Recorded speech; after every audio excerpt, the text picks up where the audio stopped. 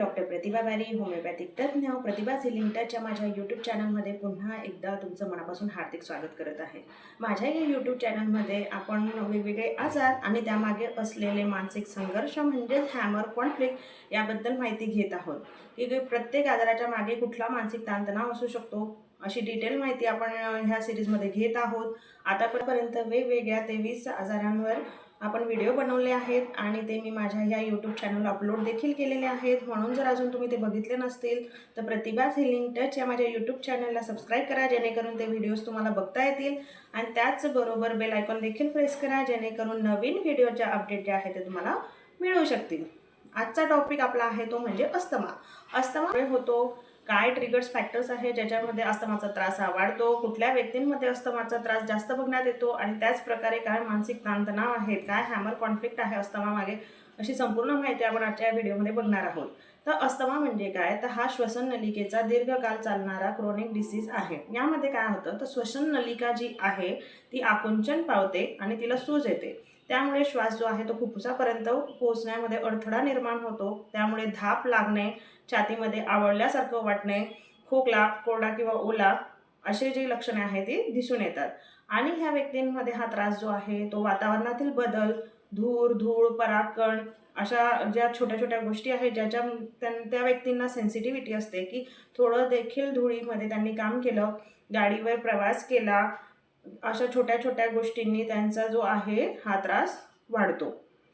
अस्थमाची प्रमुख लक्षणे काय आहेत की कशामुळे आपल्याला लक्षात येईल की आपल्याला अस्थमा आहे, तर श्वास घेताना घरघर म्हणजे व्हिजिंग साऊंड, धाप लागणे, छातीत आवळल्यासारखे वाटणे, रात्री किंवा पहाटे येणारा खोकला, व्यायाम, धूळ, धूर किंवा थंड हवेमुळे जो आहे तो त्रास वाढतो.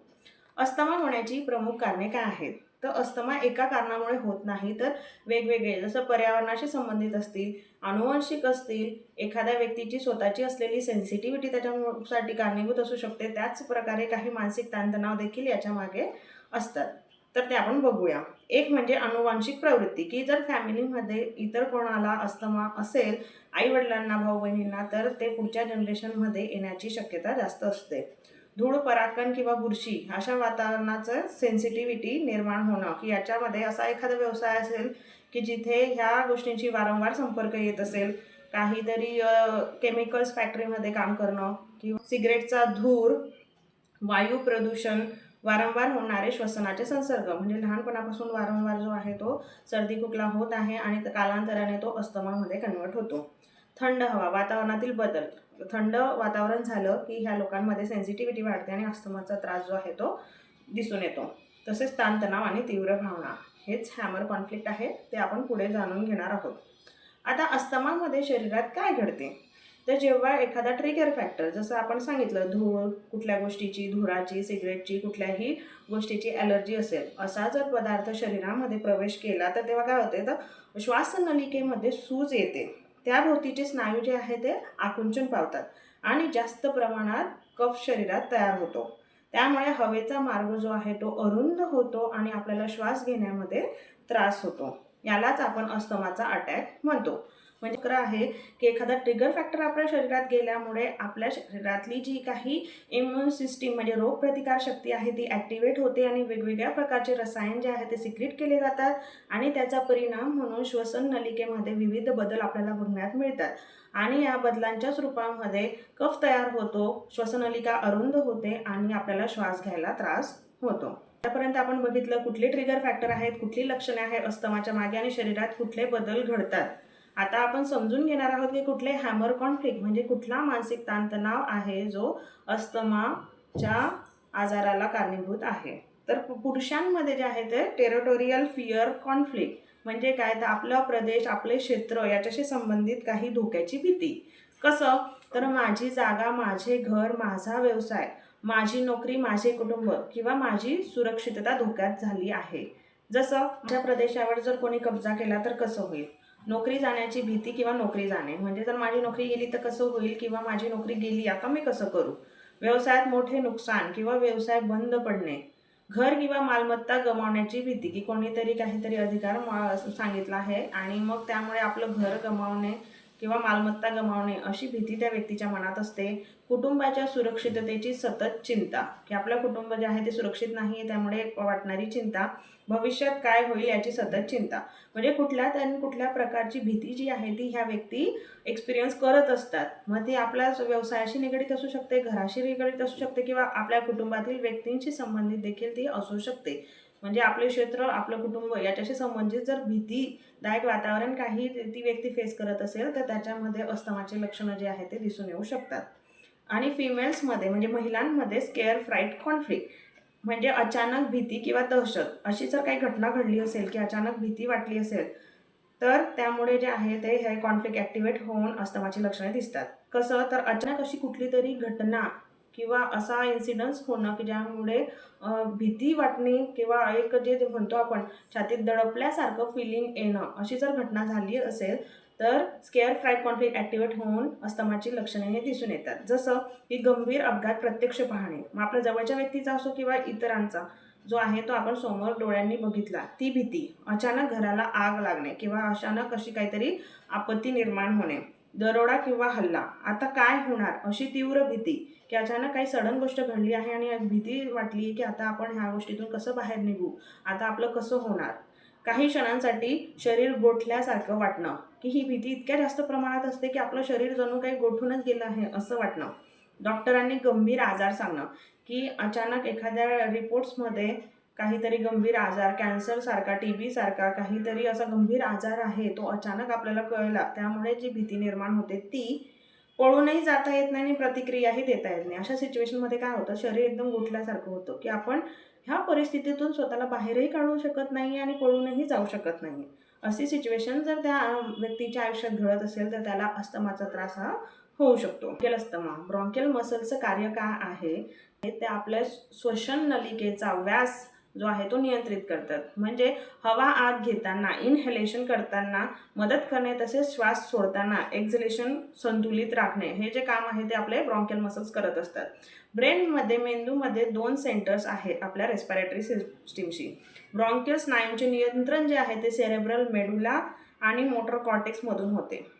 श्वास आत घेणे हे राईट मोटर कॉर्टेक्स कंट्रोल करतं आणि श्वास बाहेर सोडणं हे लेफ्ट मोटर कॉर्टेक्स कंट्रोल करत असतं.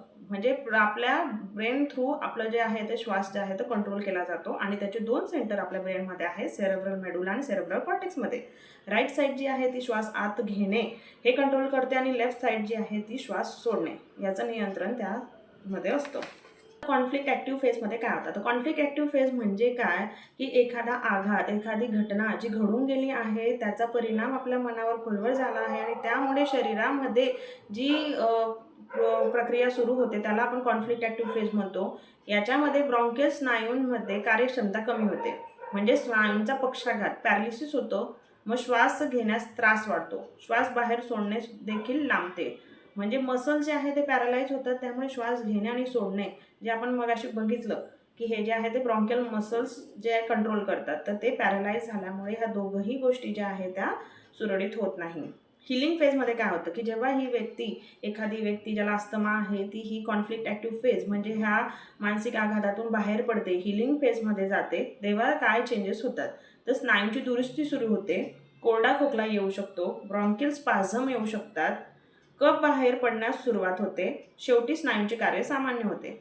म्हणजे जर हिलिंग फेजमध्ये व्यक्ती जेव्हा जातो तेव्हा कोरडा खोकला जास्त प्रमाणात बघण्यात येतो, ब्रॉन्कियल्समध्ये स्पाझम येतात आणि कफ बाहेर पडण्यास सुरुवात होते.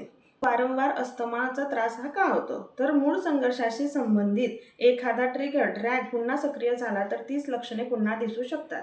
ट्रॅक म्हणजे काय हे आपण समजून घेऊया. ट्रॅक म्हणजे ज्या परिस्थिती, व्यक्ती, जागा, वास, आवाज, दृश्य किंवा अनुभव, मूळ भावनिक संघर्ष म्हणजे एखादा कॉन्फ्लिक्ट, जी एखादी घटना जी आपल्या आयुष्यात घडून गेली आहे त्याच्याशी संबंधित वास असो, आवाज असो किंवा जागा असो, तेव्हा उपस्थित होते, ते नंतर पुन्हा भेटल्यावर शरीराची तीच जैविक प्रतिक्रिया पुन्हा सुरू होणे, याला आपण GNM मध्ये ट्रॅक असे म्हणतो.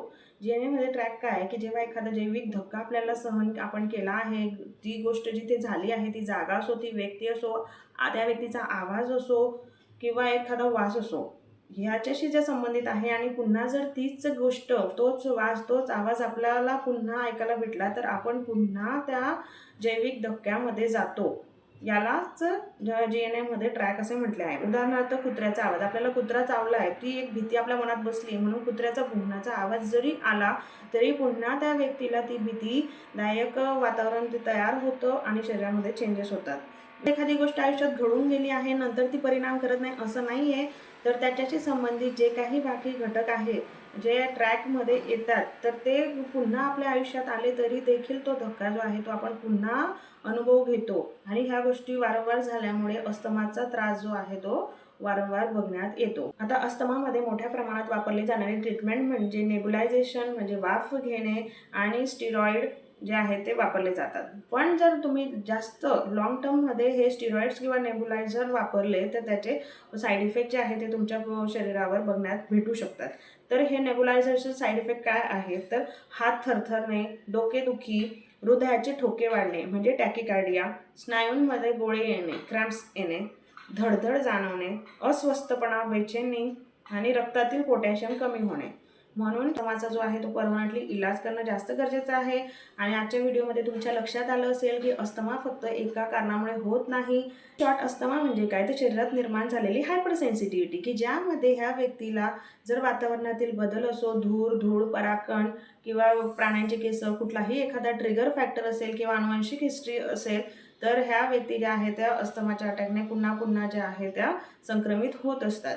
तर आपल्याला जर हा अस्थमाला पूर्णपणे बरं करायचं असेल तर ही हायपर सेन्सिटिव्हिटी जी आपल्या शरीरात निर्माण झाली आहे ती दूर करणं जास्त गरजेचं आहे, जेणेकरून आपलं शरीर जे आहे त्या ह्या गोष्टींना रिॲक्ट करणार नाही.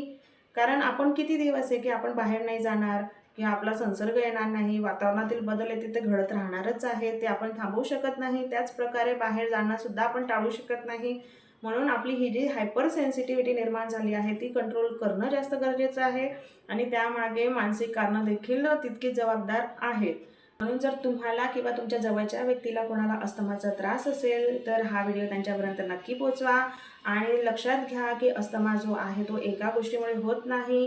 वातावरणातील बदल, आपल्या शरीराची हायपर सेन्सिटिव्हिटी, अनुवांशिकता आणि तसेच मानसिक ताणतणाव अशा संपूर्ण गोष्टी एकत्रितपणे काम केल्यावर हा त्रास जो आहे तो दिसून येतो.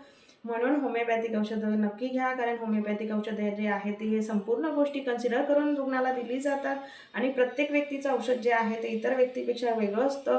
म्हणून डिटेल हिस्ट्री जी आहे ती महत्त्वाची असते आणि डिटेल हिस्ट्री घेऊनच तुम्हाला औषध दिलं जातं, जेणेकरून रुग्ण जो आहे हा त्रासापासून स्वतःची परमनंटली सुटका करून घेऊ शकेल. जर तुम्हाला माझ्याशी काही क्वेश्चन विचारायचे असतील किंवा माझ्याशी कन्सल्टेशन घ्यायचं असेल तर ऑनलाईन कन्सल्टेशन देखील अवेलेबल आहे. मी स्क्रीनवर नंबर शेअर करत आहे, त्याच्यावर तुम्ही ऑनलाईन अपॉइंटमेंट घेऊन माझ्या कन्सल्टेशन घेऊ शकता. व्हिडिओ जर तुम्हाला आवडला असेल तर लाईक, शेअर, सबस्क्राईब करायला विसरू नका. पुन्हा भेटूया एका नवीन व्हिडिओमध्ये एका नवीन विषयासोबत. तोपर्यंत धन्यवाद.